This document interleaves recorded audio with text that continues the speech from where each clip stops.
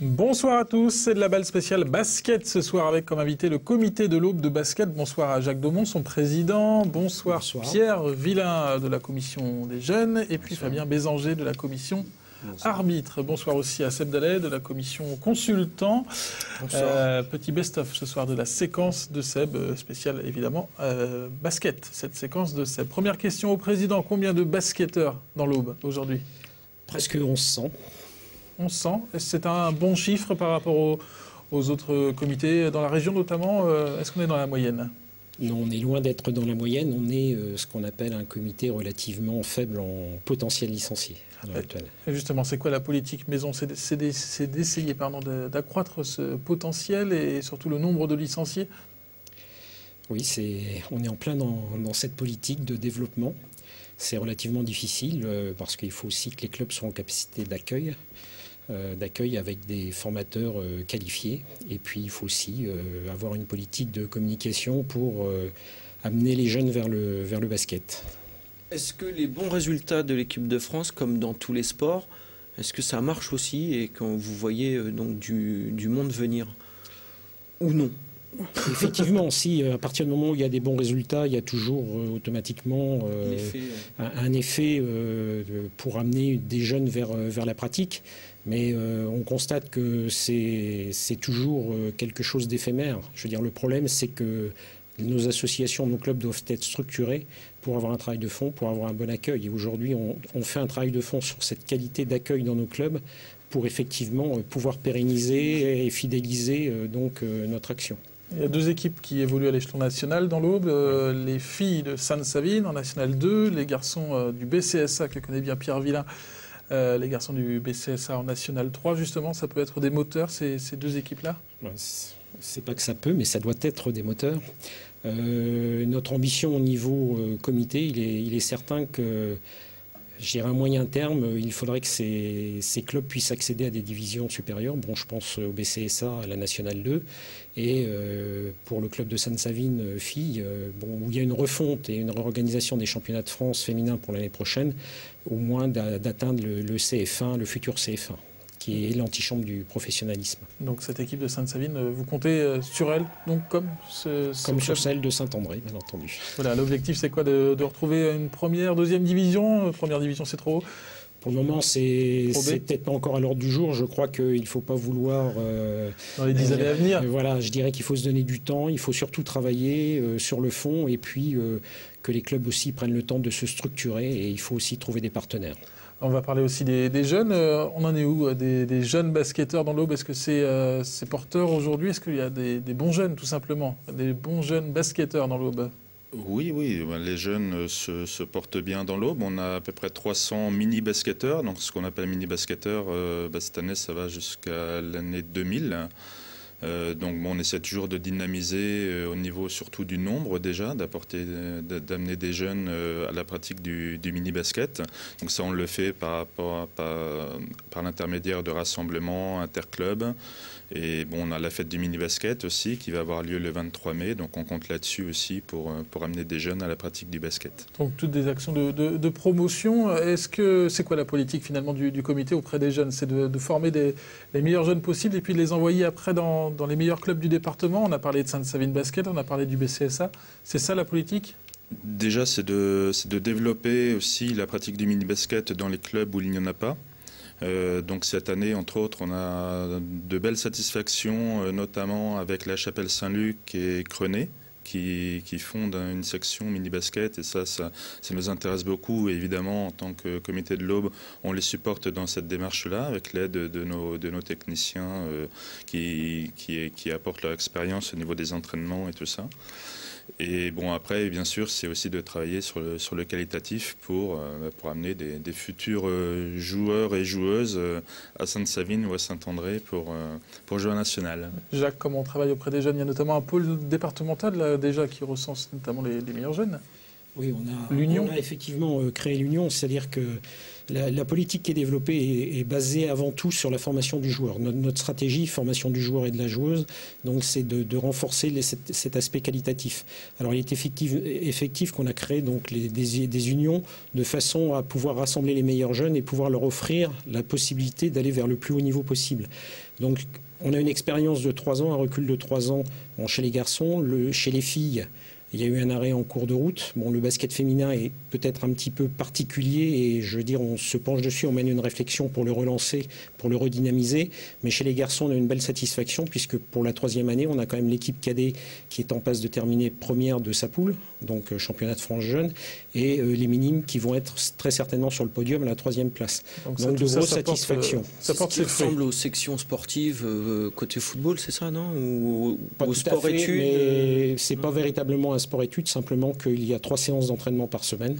Donc ça veut dire une pratique du basket plus intensive et qui permet effectivement d'améliorer les résultats. Et puis le fait de participer au championnat de France, on tire vers le haut sur un plan qualitatif. Bon, il y a des jeunes joueurs, il y a des joueurs tout court, il faut aussi des arbitres. C'est ça, c'est important d'avoir des arbitres tout simplement. Ça se passe comment du côté des arbitres? Est-ce qu'on en a assez dans l'Aube, Fabien? Non. On peut comparer notre nombre d'arbitres au niveau national où il y a un vrai manque qui existe, comme dans mon avis d'autres sports, mais le basket est particulièrement touché, donc un vrai manque. Dans l'Aube, on a une 40aine d'arbitres en activité. Le plus jeune doit avoir autour des 16 ans, le plus âgé, entre guillemets âgé, est dans la quarantaine, pour pas le vexer. Donc, donc voilà. On manque d'arbitres par rapport au nombre de rencontres. Il y a des manques. Et pourtant, il y a des arbitres de haut niveau, Fabien, et arbitres de haut niveau, c'est ça? Oui, tout à fait. J'arbitre au niveau masculin en National 1, qui correspond à la 3e division, et au niveau féminin, en Ligue féminine, qui est, elle, la 1re division en France. Justement, ça doit permettre de booster un petit peu votre discours auprès des jeunes arbitres du département, pour les motiver? Oui, il y a ces discours qui permettent de booster, mais à côté, il y a quand même la fonction qui est assez particulière, la fonction d'arbitre, qui rebute quand même pas mal de jeunes, qui s'essayent, puis qui, au bout de quelques temps, se rendent compte qu'ils ne sont pas forcément faits pour ça et préfèrent rester sur le jeu. Est-ce que la rémunération y est en partie aussi, c'est peut-être pas quelque chose, c'est vraiment plus du... peut-être pas du bénévolat, mais pas loin. C'est de l'amateurisme, oui. C'est l'amour, quoi, en fait. C'est voilà, ça. C'est comme pour être arbitre, c'est une vocation déjà là-bas. Il faut vraiment que ce soit une passion, parce que par rapport aux sacrifices qui sont faits, la rémunération est vraiment moindre par rapport au temps passé, par rapport... Voilà, c'est vraiment c'est un aspect. Hein, chez un jeune, il ne peut pas dire que la rémunération ne l'intéresse pas, parce que ça lui permet quand même d'arrondir un petit peu ses fins de mois, de se faire de l'argent de poche, mais il faut que ça reste une passion. Côté positif, c'est qu'ils sont bien habillés, je trouve, moi, les arbitres de basket. Le pantalon nous va bien. Mieux habillé qu'au foot, en tout cas. Élégant et tout ça, je trouve. Hein. Allez, petite pause dans cette émission pour la séquence de Seb. Comme c'est le comité de l'Aube, notre invité, eh bien, on a fait un petit best-of, les meilleurs moments de Seb au basket depuis le début de saison. On regarde ça tout de suite.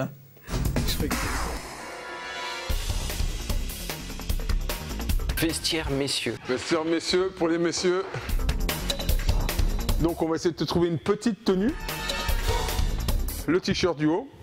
Donc celui-là, c'est numéro 8. Hein. Scottie Pippen, Barcelone 92. T'inquiète pas, tu vas être bien là-dedans. Impeccable. Et tu l'abîmes pas, hein, celui-là c'est le mien. Hein.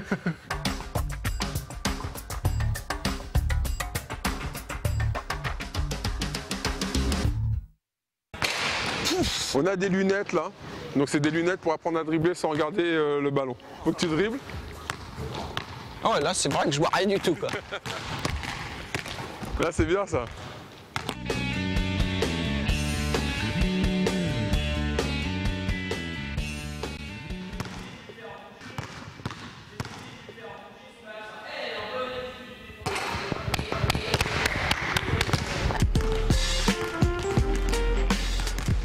Pas en mettre un. Ça y est, ça va. Pas loin. Faut que sa balle soit un petit peu plus en cloche en fait. Oh! Bon, Seb Dallet, c'est un bon outil de promotion pour le basket local, Jacques? Bien sûr, une future recrue, on va essayer de l'amener dans nos clubs, un futur licencié. Bon, parmi les outils de promotion, il y a aussi tous ces tournois de niveau international que vous organisez chaque année. Le prochain rendez-vous, c'est quand? Alors le prochain rendez-vous, c'est le 2, 3 et 4 juillet, donc au gymnase Gann de Saint-Julien-les-Villas. Effectivement, bon, c'est un tournoi qu'on a mis en place en partenariat avec la fédération. Quelle équipe? Alors, on a donc un tournoi junior, donc c'est les U18, donc moins de 18 ans. Et donc cette année, on va accueillir l'équipe d'Australie. Les filles. Les filles, oui. L'équipe d'Australie, l'équipe d'Allemagne et l'équipe de Belgique. Donc c'est important d'avoir des grands rendez-vous comme ça pour faire de nouveaux adeptes aussi, ça j'imagine. C'est important pour faire de nouveaux adeptes, c'est intéressant pour la promotion du basket féminin. Et puis pour le comité, c'est aussi un élément important dans la relation avec la fédération pour obtenir du soutien. Et puis c'est aussi pour nous, par rapport aux partenaires institutionnels locaux, donc un moyen de renvoyer la balle et de faire voir, bon, surtout qu'à Troyes, il y a des installations sportives de qualité, notamment en termes d'accueil, je pense au centre sportif, et le fait de pouvoir travailler avec ce genre d'outils, bon, la fédération est intéressée et elle a renouvelé son partenariat, et apparemment on est parti, bon, si le comité décide de poursuivre dans ce but, on peut avoir pendant plusieurs années donc des équipes de France jeunes à Troyes et dans le cadre de tournois internationaux. Il existe aussi les All-Star Games, non, c'est ça? Les All-Star? Il existe les All-Star Games, bon, mais ça se passe à Bercy. Non, mais pour de vrai... pour de vrai, oui, également. Alors, je crois au niveau savoir... de la Ligue régionale, c'est une organisation de la Ligue régionale, effectivement. Et les meilleurs joueurs ou joueuses régionaux, tout à fait. La région, ouais. c'est ça. Hein. Donc là, moi, j'étais déjà parti sur le très très haut niveau, mais c'est vrai que la Ligue organise... Il y a le haut niveau avant le très très haut niveau. Non, mais ça, c'est intéressant de voir qu'effectivement, tout le monde connaît, enfin, en tout cas, ceux qui aiment le sport connaissent les All-Star Games... au niveau, voilà, à Bercy, avec les plus grandes stars. Mais c'est vrai qu'ils font ça aussi à tous les niveaux, et notamment les meilleurs de la région. Est-ce qu'on peut avoir un jour, on peut espérer un jour voir l'équipe de France senior, soit masculin, soit féminin, jouer à Troyes dans l'Aube? C'est une bonne question. Alors, il faut savoir que avec Fabien comme arbitre, ouais. Et puis Pierre qui recrute les meilleurs jeunes. Ouais.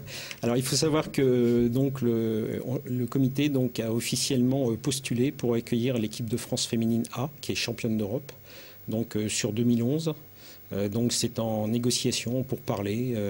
On attend le cahier des charges d'une semaine à l'autre, de voir comment, si on peut l'organiser, parce que c'est aussi une question de moyens. Bon, au niveau des structures, on est rassuré puisque on avait accueilli Jean-Pierre de Vincenzi à Troyes et Patrick Bisley. Donc Patrick Bisley, directeur des équipes de France, et Jean-Pierre de Vincenzi, DTN. Donc la fédération a juste à signer maintenant. La fédération a validé donc nos installations. Maintenant, on attend le feu vert et en espérant pouvoir les accueillir effectivement. Avec Fabien comme arbitre. Tout à fait. Ça serait une bonne nouvelle. Expérience. Grosse expérience. Matchs internationaux. Ouais. Tu as déjà arbitré un match Les matchs amicaux qui se déroulent à Troyes sur les catégories jeunes sont arbitrés par uniquement des arbitres au bois. Donc, bon. Rendez-vous donc en 2011, on espère, pour voir l'équipe de France féminine, l'équipe de France A du côté de Troyes. Sébastien sera dans les tribunes, évidemment. Quand il s'agit de féminine, il est toujours là. Il y en aura pas mal qui viendront de ma ville natale, qui est de Bourges. Voilà. Merci à tous les trois d'être venus sur le plateau. Merci aussi à Seb. La semaine prochaine, on repart le basket avec les filles de Sainte-Savine Basket. Bonne semaine sur Canal 32.